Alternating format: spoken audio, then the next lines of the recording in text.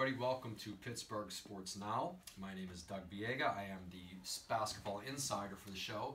I would like for everyone to meet someone who is very important to me. This is the first interview I've done since getting this position. This is a young man who's very special to me. He played for me. I'm very proud of the young man that he is. I would like to introduce to my audience Mr. Sheldon, formerly of the University of Pittsburgh. Thank you. Before we start, camera guy, Ryan, this my good side, or you good? Yeah, we're good. we don't have good side, Sheldon.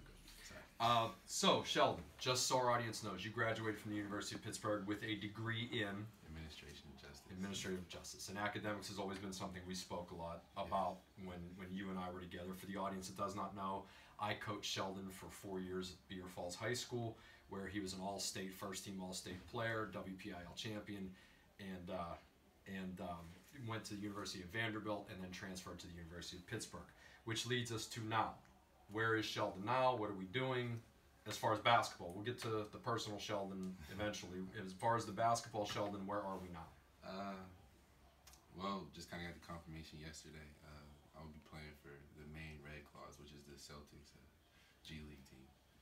Okay, so you're with the Celtics. You're like in the Celtics organization. Yes. Okay, now last year you did not play in the G League. You were not anywhere affiliated with the NBA. You were overseas. Yes, I was in Bulgaria. Bulgaria, and how was that? For whom did you play, and how was that? I played for Rilski Sportis. It was interesting, to say the least. You know, it was good to get out, see like a new culture, how they play over there. It's very different and eye-opening. Like over here, it's kind of athleticism based. Over there, it's all about IQ.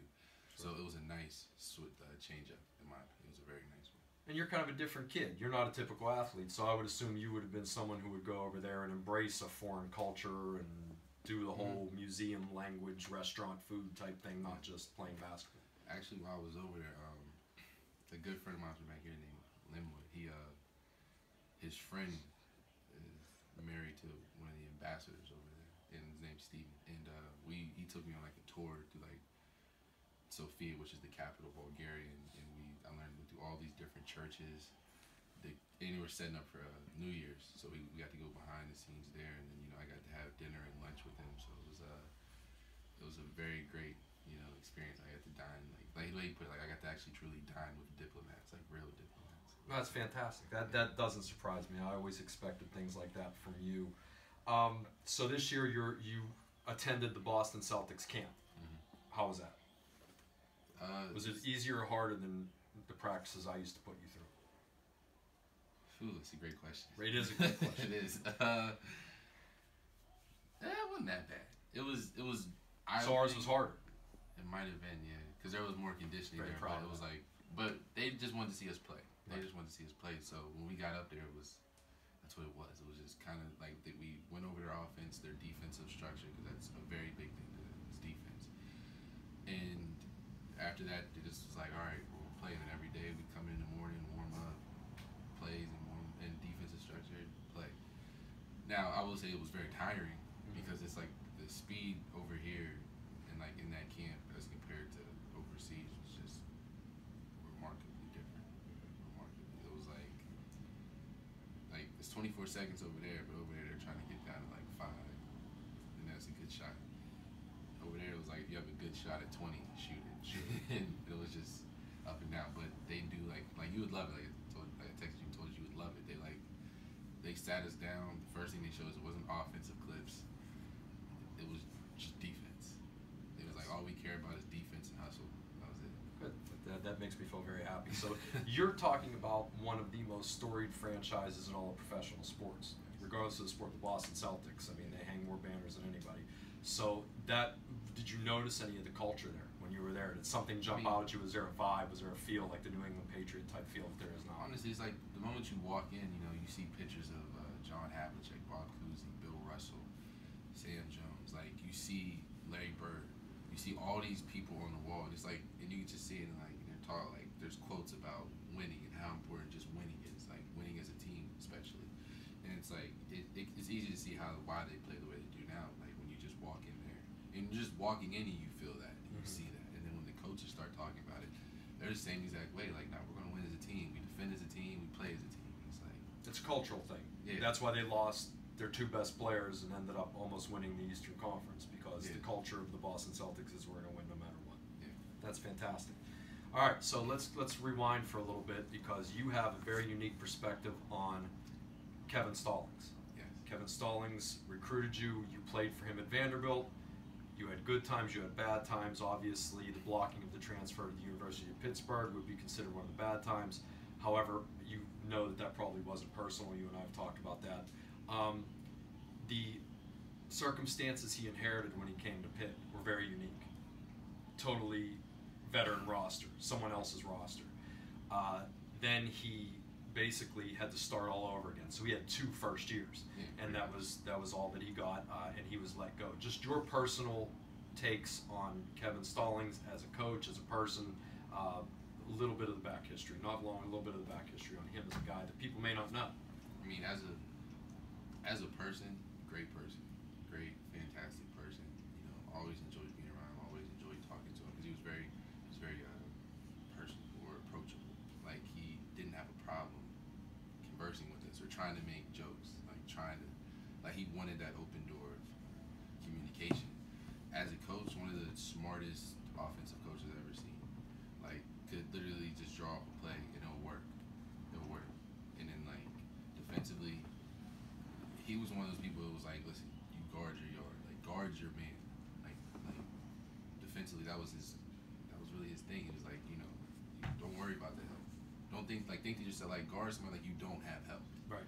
So that way it makes you try to, like, give more effort to keep your man in front of you. We obviously didn't do that way. Yeah. So he'll probably latch on somewhere eventually, maybe even in the NBA as an offensive guy.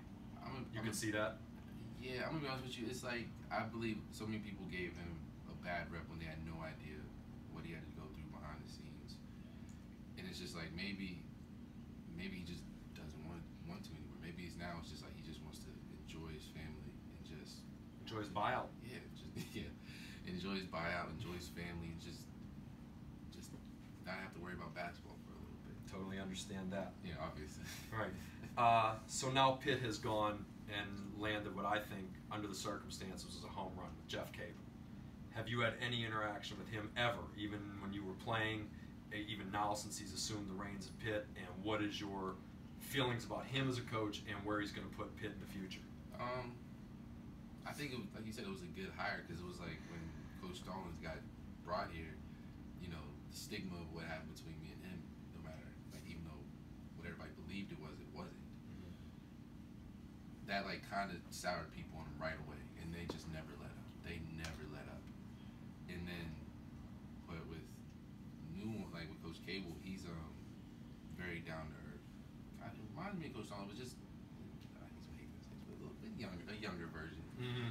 But you said he talks the talk. Yeah, like he knows how to talk the talk. There's a reason why he's been able to get these recruits is because, like I said, he can talk the talk very good, and you know the fans like him. I believe he's going to do an amazing job. You know, I got to meet his coaching staff. I got to meet him.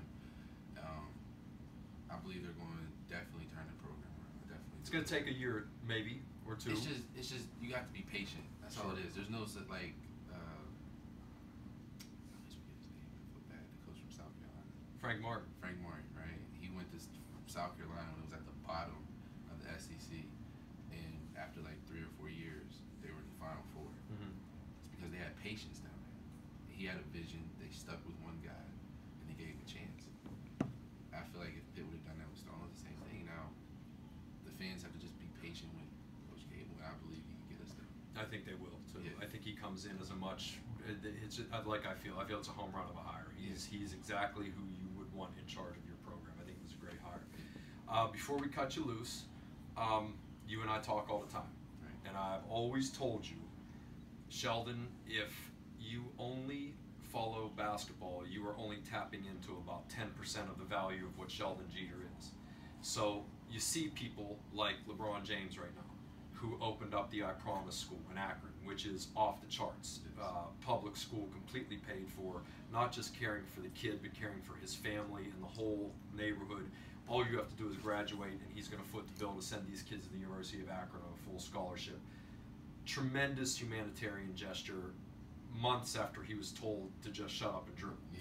So I wanted to ask you, what you think the role of an athlete is in social issues, social matters. Is there a role?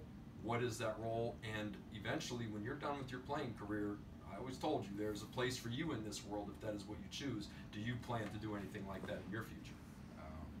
It's a multi-layered question. It is. It's 3 letters.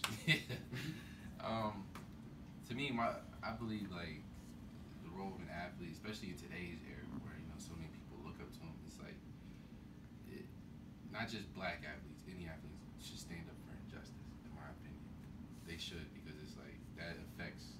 Like, we all live in the same country. That affects everybody. That affects, like, it might not affect you, but it might affect somebody you know. So I believe everybody should stand up and fight for injustice, because I think one of the reasons why it never really hasn't been too much gained with it is because you'll have 10% fighting it, like 5% against it, and the other 85% just acting like they don't see it. Mm-hmm. And if you're in that other 85%, there's no progress that's ever going to be made. And it's like nowadays with social media and everything, that 10% is growing, but it's not really making a divot into the 85% that much.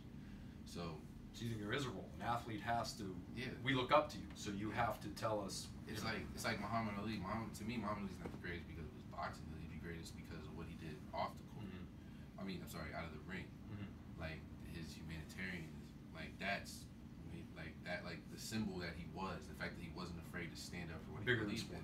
Exactly. And then it's like back in the day, you had Bill Russell, who lived in Boston, and you had Jim Brown.